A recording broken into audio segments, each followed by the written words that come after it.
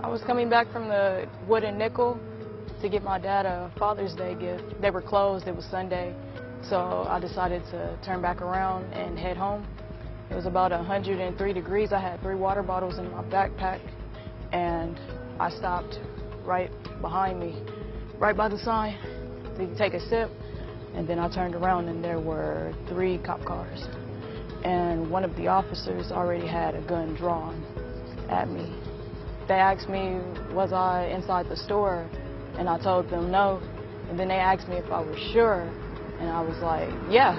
I turned to another officer who was in front of me, Officer Vasquez. And I told him, I said, sir, what's going on? And then he was like, give me the backpack. And then I was like, do you have a warrant? And then he pointed behind me and he said, look. So I looked behind me and it was a big canine dog.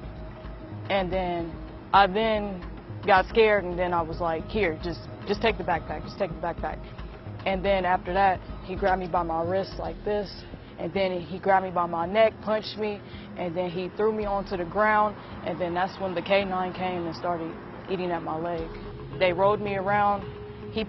Officer Vasquez put his knee in my back, and I told him I couldn't breathe, and then he put his other knee in my head.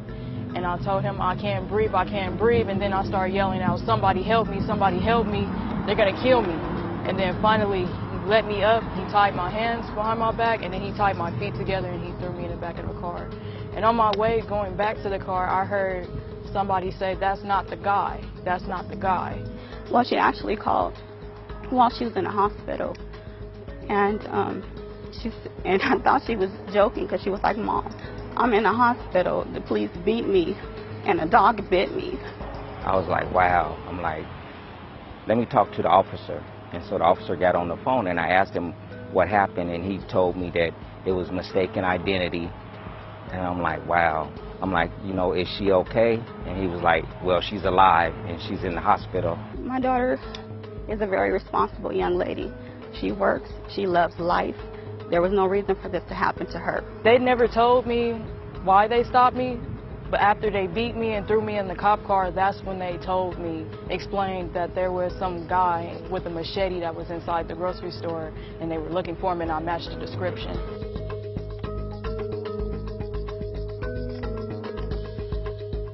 She's not the same person since that happened.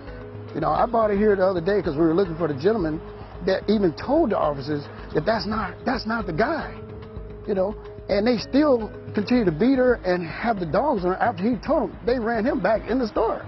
I read the paper, my paperwork fell, and it said that I shoved an officer and I flipped him on his back. They would say that my daughter attacked them. Come on, she's 5'2", 115 pounds soaking wet, and that she attacked a 200-pound man. There were dogs and guns drawn on me. Like, I would never do anything like that.